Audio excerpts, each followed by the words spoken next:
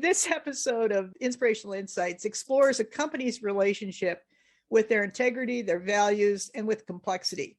It's why head and heart are inseparable in a volatile and fast evolving leadership context. I'm talking to Marilijn Boumeester, who is much more than a brand and content strategist. Her books provide a high level and practical overview of what's going on in the world and the society and why it's important for companies, brands, and people. Her consulting practice helps companies clarify who and what makes them tick in a rapidly changing society, what their values are, and why they matter in daily practice. In a world where business integrity is super transparent, her approach, say what you do and do what you say, is really pertinent to companies restoring trust.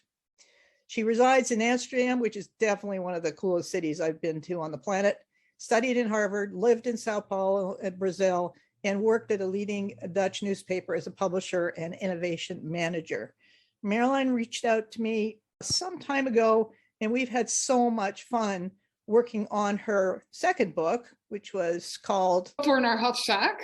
It's in Dutch, obviously. A book about value, drive, the kernel, the heart, the purpose of what you do as an organization, and where different generations have a place at the core and shared values fall into place as the anchors for beliefs and motivations that really make an organization unique, just like the people who work there. Marilijn speaks, trains, moderates, writes, and researches from her strategy practice. Her values are being inclusive, creative, substantive, unconventional, personal, and free. That's probably why we have so much fun working together. Her previous book, which in Dutch also is Wennen aan Wenden. There you go. Is about becoming fit for the future of work and life by using your environmental awareness. Massive resume. You're listening to the Inspirational Insights podcast. I'm Dawna Jones, your host, and I'm looking forward to having a nice chat with Marilijn. Welcome. Thank you very much, Dawna. It's a pleasure to be here today with you. As always, kindled spirits. Yeah, no kidding. I'm really, really grateful for that. Tell us, what inspires you to work with these tough concepts, hard concepts that are considered to be soft, like integrity, values, and leadership? I think the last couple of years has taught us to be more environmentally aware or systemic aware. It's not new. We've done it for a very long time already, looking at systems surrounding us, but there's no way getting around it anymore that we are really depending on each other. The outlook of being realistic, where you stand as a company in relation to your direct environment, has become very important in this day and age. I often help startups and other companies with asking them the question who they are in the midst of a changing society and what their why was. Why do you do what you do? And can you be transparent about it, even if what you do might not be matching anymore with the system that you're operating in now? Maybe it's an old system. So how can you reinterpret yourself by using your values? What inspires me to see what makes companies tick and how they can best question themselves. I'm finding some companies or some leaders with quotation marks, but there's an anti-learning thing. We already know there is to know, which is probably the deadliest thing you can possibly run around in your head with, because unless you're able to reflect, you've no capacity to learn, you've no capacity to improve. You're really hamstringing yourself. What are your observations about what's going on? For a very long time, we believed in painless growth, and those times are over. And we took part in not making the world a better place to live in or live on. I think the realization that you can have a great effect on the overall system if you realize that your company itself is a system, that will bring you very far. The ability to learn allows you to soften up and realizing that you're ready to change. The ability to change has to do with the ability to learn and to grow. There's no way that you can say, okay, these are my values as a company. But, they're just words on a poster in the hallway and we don't deal with them. No, you have to say, okay, these are the values. We live around them. We work around them. We are fully aware of our surroundings, the people that work for us, walk the talk just like we do according to these values. But values are not stiffened up and they're not set in stone. You need to reevaluate your values once in a while. Do they still match with current day? Now, in your most recently published book, you have plenty of examples.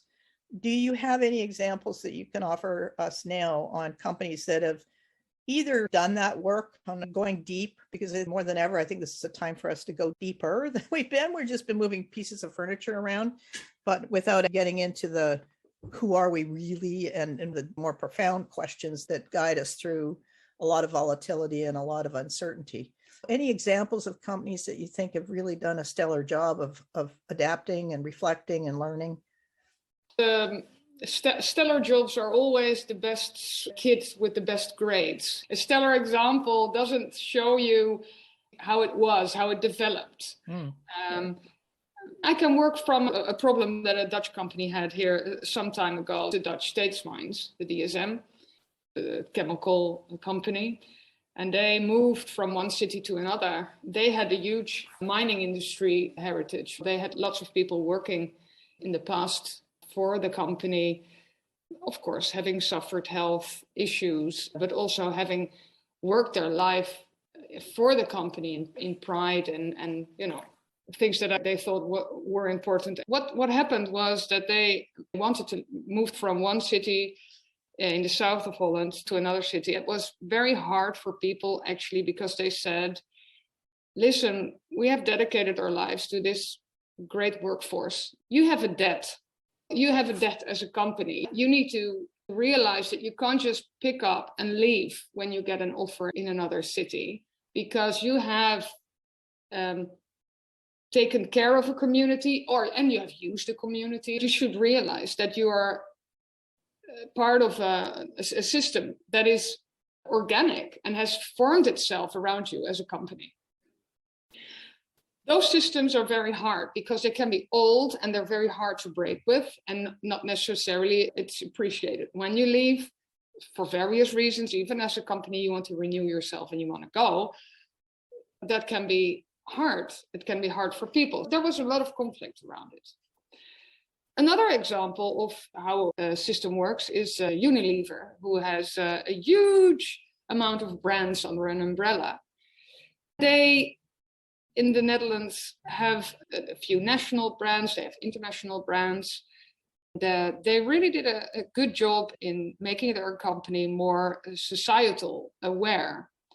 For one thing, they took over Ben & Jerry's, which was very locally aware. But they had their own set of rules when they entered the Unilever construct. It became a complex co-op because they had their own ideas of dealing with society and societal problems, for instance. They had their thoughts on Israel, and they had their thoughts on how you should work with certain products, and they had their thoughts on other political issues. It was very hard for Unilever to stay healthily combined with this brand and their brand umbrella.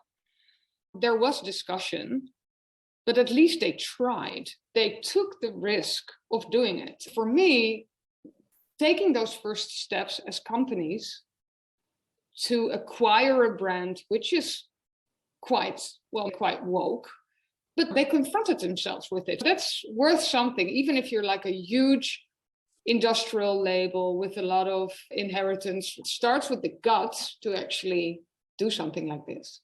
Yeah. So these are two examples. Now, I can't help but think that there's a shift in orientation in terms of what you're talking about, because the past, it's characterized by certain behaviors at the senior levels that permeate down into the organization as a system of beliefs and interactions and so forth. Now, that whole thing is shifting in a fairly major way by definition. Whether the companies have figured this out or not is another matter, but certainly the requirement is there to move from thinking about things in a very reductionist way to looking at things in a broader way with a higher level of responsibility as well. I can remember conversations around, well, we're here for profit. That's all our role in society. We're just here to be the economic engine. Not anymore. I think it's a bigger thing. What do you feel about that? And what do you see? Well, like Jay Bragdon say, well, profit serves life, right? Right. So I texted him this week, and he texted me back that the idea that political economies are, of course, the subsystems of life rather than super systems that transcend life. He referred to Donella Meadows. Those system dynamics have become even more important in current days. The realization that you have to have a certain course that you need to follow, but it's always influenced from different angles is a starting point. One of the things that Jay talks about in his books, Profit for Life, and then the second one is companies that mimic, it's the corporate renaissance in terms of culture. And he's the most recent one on economies that mimic ecological principles and how they do. And basically, those are the Scandinavian economies. The point of all that is that he talks about stewardship management. Yeah. And I remember when I first brought that word out in 2006, when Jay's first book came out, there was just a lot of pushback on it because people didn't like the word stewardship for whatever reason.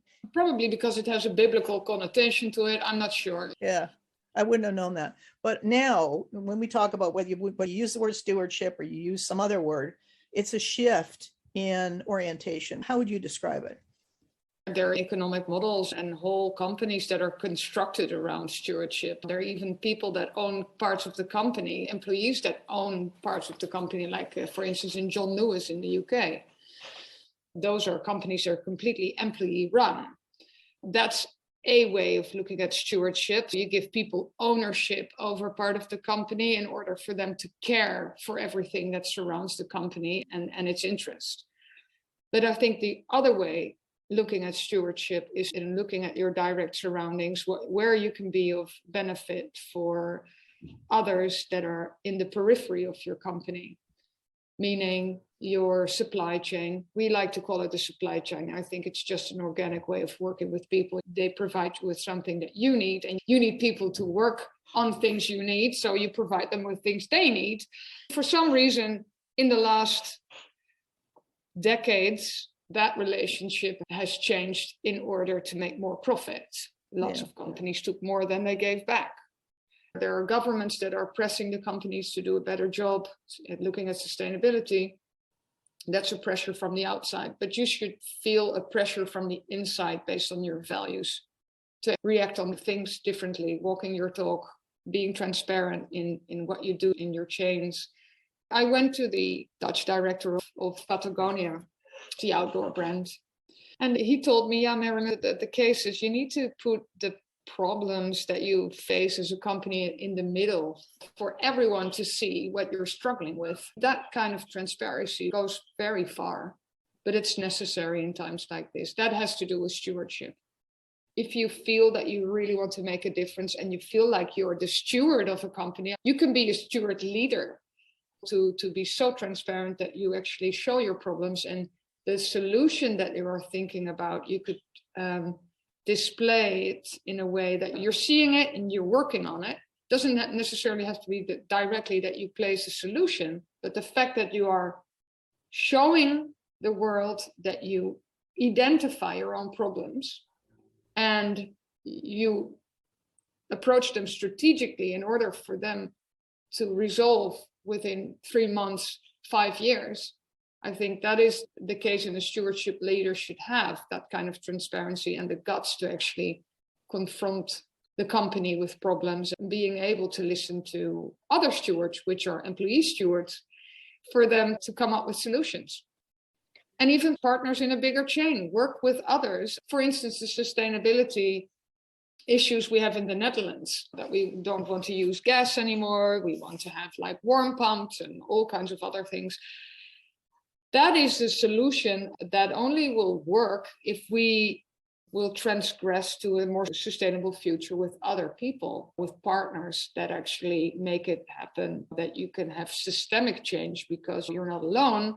You're actually with fellow partner stewards to make a bigger project work. Good work has never been an individual exercise. And Europe right now is dealing with the the switch over, moving away from Russian oil to alternative energy. That's just about as big a daunting and complex systemic issue that I could possibly come up with. So it touches every part of life and every aspect. So the whole notion of keeping business over here as the economic engine pretty much ignores you're part of something much bigger. Yeah. Now, you and I had a lot of fun working with complexity when we were working. I'm going to show you this book because it's just graphically brilliant. Can you see that? And it's got little holes in it. No, you can look through it. Perforated. For those of you who are listening to this and not seeing the video, just have to imagine what that looked like. We had a lot of fun thinking about how can people stand back and look at complexity. It's an ethereal concept. We can feel it, we can sense it. It's not something you can see visually per se, but if you've got decisions to make in an environment that's changing fast, there's more than one factor involved. The overall temptation, especially in companies, is to reduce it and make it simple.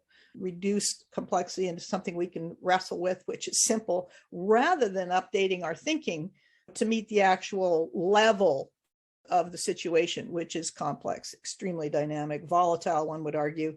In all of that, we put together something that I thought was a lot of fun, but it gives companies, it gives individuals just a way to reflect on what's your relationship with complexity, what's your relationship with all of the dimensions of it. Would you mind sharing a little bit about what you feel is going on in the aspect of complexity and how companies are dealing with it, and what the value is of actually walking into that tougher zone? Overall, there's a temptation to run the opposite direction. Well, that's exactly the answer I wanted to give. The whole complexity is about facing it. Yeah. You know, the head of Patagonia told me, if you're not able to put complexity in the middle of your company, you're going to have a problem solving it, because you need to look at it first. Yeah. It might be entertaining to give you some examples of people who actually did the list in the back of the book. They find it very hard to be able to actually have a helicopter view on the company. As a side note, when Marilyn refers to the list, she's referring to a quiz that we brainstormed together, but then she transcribed it into outstanding visual graphics that make it easy to walk through and get a feeling for what your relationship is with complexity. I've asked employees, I've asked employers, I've asked some CEOs to look at the list. Some people weren't able to zoom in and out in the different levels that we gave them. If you want to think as a system engineer, you have to look at all levels, because it is a very detailed level. How good am I for people that work for me? To a very high over level, what is my company's value in society? What we do in the book is ask about the higher level, and then we zoom in and we narrow it down. And the more it gets narrowed down, the more concrete answers you need to give. The best take-home value from making this test in the book, or asking yourself, how do I deal with complexity, is see if you're ready to be able to translate the abstract into the tangible. A lot of system thinkers tend to stick in the system as something that is highly abstract. I think that you need to ask yourself the question, what small thing that I haven't thought of makes the difference? If I tilt this little domino, what will be the effect higher up? And not only think, oh, this is our strategy, and now we're going to give it to someone and it will cause an effect. You don't know what kind of effect it will be, but be very concrete and make sure that you look at things from a very pragmatic way of doing. What will actually change if I tilt this, if I make this a little different, if I displace this, what will be the effect in the chain? What will it mean when I ask a peer or a business relation about the way they do business, or how do they handle things? That can be a primary learning. I think a lot of people that deal with complexity, they're afraid to ask their employees, their business peers, their partners for advice or their opinion, or their perspective and maybe their best tips. Eventually, it starts with being human, placing your company in a role as a human being, curious, looking at things from a more investigative way of doing. Complexity has to do with the fact that you want to go on a quest. It can be a quest for truth. It needs to be your own truth, but it starts with a quest. And the energy to keep asking, why do we do this? Heart disease, all the medical research has been done on men, while women have a completely different way of showing physically that they have a condition of the heart. Why have we always done something that is just one-sided or monofocused? Complexity starts with being investigative, looking at things from a different angle. Yeah, absolutely. The more shifting of perspective you can do, the easier it is to transform your experience with the realities that are showing up. It gives you perspective. Yeah. I'm in Canada, West Coast. It's a very sheltered environment overall from what's going on in the rest of the world, even though we've got a really, I would say, mixed population. We've got a huge number of Brazilians that have come up here, particularly to work in the tech industry, largely because they cannot live with the existing political environment.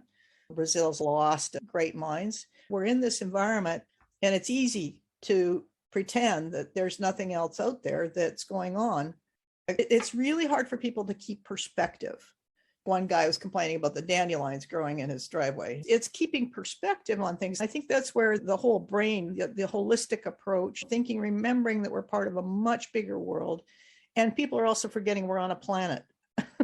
It's a spaceship, an oasis in the galaxy, and we treat it like a garbage dump. That whole shifting of perspectives gives you a way of seeing just how things are evolving, where you are in your own evolution, the capacity to reflect as an individual, the capacity to reflect as a company, give you perspective, give you the chance to just say, geez, here's what we've managed to do. I believe, Dawna, that we talked about looking through life through different lenses, right? Yeah. Using different sets of lenses as an industry leader or as a company or as a brand or as an employee. It's very hard to actually get out of your own niche or your silo or whatever you want to call it and take a broader look at what you are doing. I think if you ask people in their daily jobs, people that just work from 9 to 5, do their thing, go home, and if you pose a simple question, what have you done today that contributes to something else than just finishing a task? They probably wouldn't be able to answer. I love what you just said there, because what it really speaks to is meaning. Where do I find meaning in my day-to-day? Meaning and purpose. Where do I find that in my day-to-day? Exactly. Purpose is not an individual exercise either. It's a purposeful drive as a company is a major asset. And it's actually where Generation Z will select their brands and their companies on. Their purpose, their drive, and their value drive. Very different generation than any other. Very sensitive to the topic as well. And thank heavens for that, because the expectations are different. The opportunity to draw on a much more profound and deeper level of human talent exists there, which I think is fantastic. It's about time. Can we just zip to the question around leadership? We've got a combination of this generation coming up, which looks at what's been done and says, I don't want to be doing it that way. Totally fair enough. There's some value to be gained in my point of view, probably because of the cohort of age I'm in, but also the reality is that we have to work on big things collectively. We can't do it alone. Otherwise, people start pointing fingers at who's to blame for climate change or name the large global issue. There's blaming going on, which really is completely takes the energy and misuses it. How would you describe the character of a real leader, one that's operating from inner wisdom without relying on the position of authority to define expertise? Young people, they're dealing with layer in organizations where the assumption is if you're in a position of authority, you know everything there is to know, turning out to be the roadblocks to serious adaptation. Yeah. So what do you feel about that? How do you see that? It's very culturally defined, and it makes a huge difference whether you are in Europe, in Brazil, or in Asia, for instance, because age in a society, Japan is still very much leading. knowledge comes with age, different way of working. I would say that there is a stewardship compass that has been developed by Rajiv Peshwaria from the Stewardship Asia Center in Singapore. He made this really nice roster or compass. He said, well, you need to know as a steward leader, because very fond of steward leaders, because they're very much internally driven. They know their own values, they know their company values, but they also have a steward compass and a stewardship goal.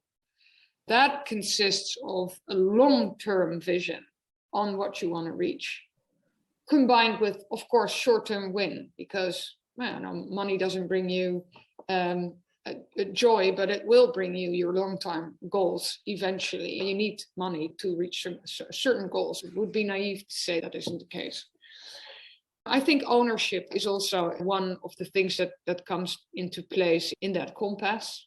Having ownership for the environment, for well-being, ownership for your work, for the tasks you have.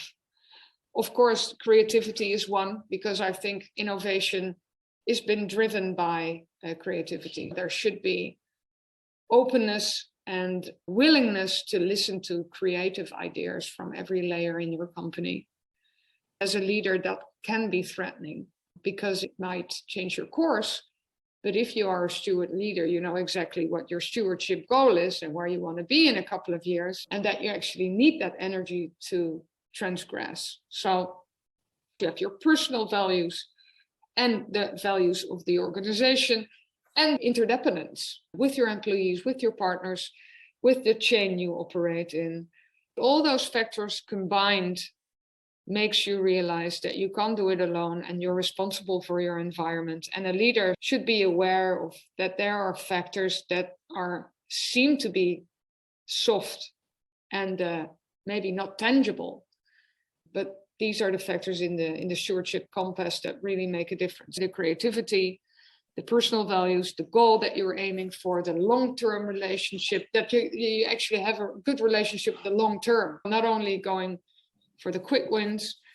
Everything that you do has an effect on something else. You can create your own tipping point. At some point, you can actually make a change by displaying a certain behavior. As a leader, it starts with you displaying that behavior and putting that into your leadership and into your practice in order for your company to blossom. It has a lot to do with personal leadership as well. Well said. I've been told over and over again, people want to know what to do on Monday morning. How do we take all of this stuff, the concepts, the tangible stuff, the pragmatics? Yeah. Monday morning when I show up, how am I become a systems seer and thinker, and then understand how to relate that to my decision making? Any particular hints that you can offer our listeners on what to do Monday morning? What to do on a Blue Monday? Yeah. I would say take one bottleneck in your chain of command, which has to do with one process, and see and analyze what that small factor is that causes the problem in that chain. And that can be, at the end of the week, everyone in this department is highly demotivated. Then you start asking people why. And it seems that people don't like long meetings and they rather have an agile way of working, want to speed up their process, and they feel locked up in something. And then you decide to kill those meetings. Just a small example. But there are larger examples. There is a supplier in the chain that wants to onboard as a supplier, and they don't know how to do it, but they're very willing. But you have a department that is keeping them from coming aboard because the paperwork is not done. So how do you do this? Because it can be a great beneficial thing to your company. This partner is coming on board. And on the other hand, there's paperwork and everything in between that doesn't allow them to come aboard. So you're going to look at that company, you're going to look at the department, and you're going to say, okay, so instead of having all this paperwork in order, what is really necessary to get these people on board? And then you peel off the problem, and it seems that there's no paperwork needed, but something else needed to get those people on board. It can be very simple things. If you tie your shoelaces, you need to know how to untie them. A lot of companies are so stuck in their own systems, in their own processes, that they don't know how to untie their own laces anymore. Open the shoe and take the shoe off. The Monday morning tip would be, take something that is very close to you, which is highly frustrating, and see what effect this has on you and your department or your direct colleague, and what is a way to solve this, and what do other people think about it. Open the dialogue, put the complexity in the middle, and see what can be done about it. Easy does it. Both the books that we've been talking about today, they're still in Dutch. Any chance it's going to be translated? What's the scoop on that? The scoop is that I'm actually negotiating with my publisher to get it translated in English. And then it needs to be more easy to ship. I'll keep you posted on it. Okay. Yeah, that'd be great. So Dawna, if I could ask you, what would you change tomorrow in something, in a process that you're stuck in? Oh, wow. I love how you just flipped that back at me. Trust you to do that. Yeah, I think the process we've been stuck in for a long time is trying to soften rigidity of thinking. Yeah. So that more opportunities so work environments can become more human. The kind of decisions we saw some companies do, which is you're going to do it my way or the highway. We don't see that anymore. We see more curiosity. If I boil it down, I'd like to replace fear with curiosity. Great. I think bravery, right? Go out there and show them your stuff, even if it's very hard. I still find it hard. I still find it hard to have conversations about transparency sometimes. It's also very hard to say, oh, what have you done lately to become more transparent? It's always easy to tell other people what they should do or how they should act. Sometimes I just tell clients, oh, I need to think about it. I don't know. Or I need to go back and see if I can untie this lace. I don't know why your brand all of a sudden is not doing as well as it used to do. And then you need to go back to the drawing table, and then you need to go back into the company and talk to people and ask them. I think we stopped asking somewhere along the road, didn't we? Definitely. Fear will do that. Even though people can't name a fear, you can see it if the options for the decisions come down to one. This is the only thing we can do. Or if there's no curiosity, fear is running the show. That's the distinction. I think that's the easiest part of it. The other thing, to answer the other dimension of the question, is that we're still grappling with how do you change a system? Yeah. I don't know for sure, but I do know that it's not by analysis. Analysis paralysis, remember? Yeah, totally. And we put something together in 2006 that was about dealing with the fundamental beliefs of an organization. And there was absolutely crickets in response, like nobody cared. Basically, the message I was getting was, why would anyone want to reflect on themselves or their organizations when they can just buy a package off the shelf? Go to the big consulting company, just buy a package. You don't have to think, off you go. And I thought, oh my gosh, we're doomed. I suspect, and I don't know for sure, but I would love to roll out into an organization an opportunity to reflect on what are the fundamental beliefs and then shift those beliefs, because some of them are really archaic. The one that if you focus on profit, you get more profit is a fallacy. It's been proven over and over and over again. Jay's research in his investment portfolio demonstrates that, along with a bunch of other really exemplar companies who are ethical.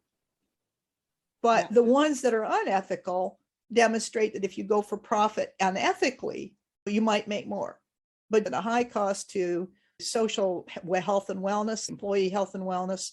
And there's some real incongruencies that I've seen as well. Destroyed planet, right? Exactly. And just goofy stuff. I've got on tape a conversation I had with an HR person during COVID who normally would take the bus to go to work, but because all the fears, she walked 4 hours to work and 4 hours home.